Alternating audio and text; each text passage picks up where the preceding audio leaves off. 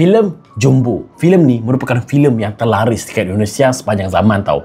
Nak kata ramai tak ramai orang tonton filem ni, sampaikan semua filem yang pernah ditayangkan dekat Indonesia kalah dekat filem Jumbo ni guys. Tapi adakah filem ni betul-betul best untuk korang tonton dekat wayang? Okey, filem Jumbo ni dia mengisah tentang seorang budak lelaki iaitu Don.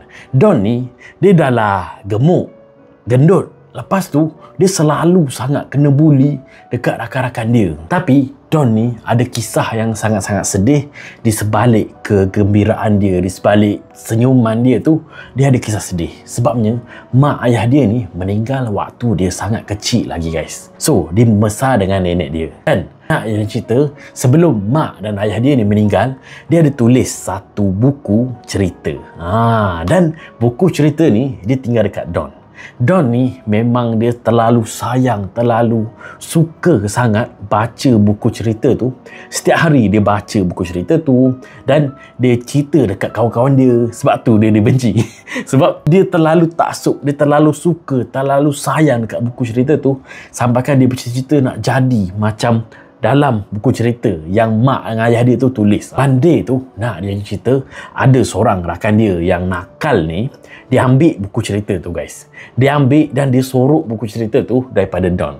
Don ni macam-macam cara dia cari, dia cuba nak dapatkan buku cerita tu tapi tak dapat. Nak dia cerita lagi, boom guys.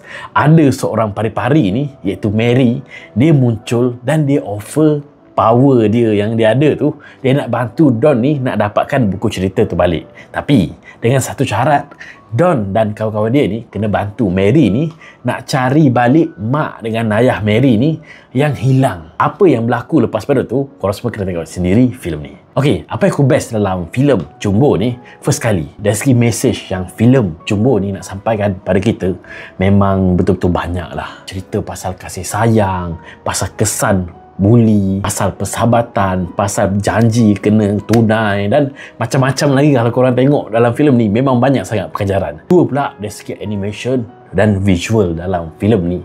Dia vibe dia tu feel macam korang tengok filem Disney Pixar tau. Tapi versi Indonesia, versi ASEAN.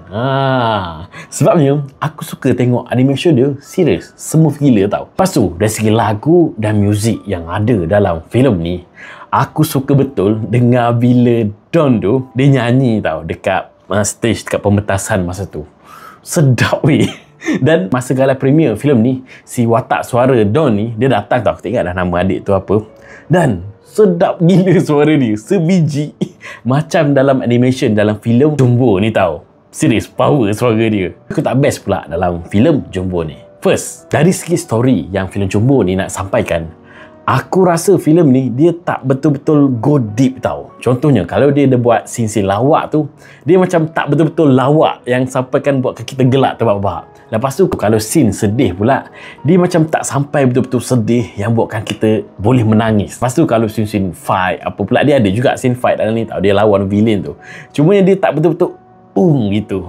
Dia macam on the surface je.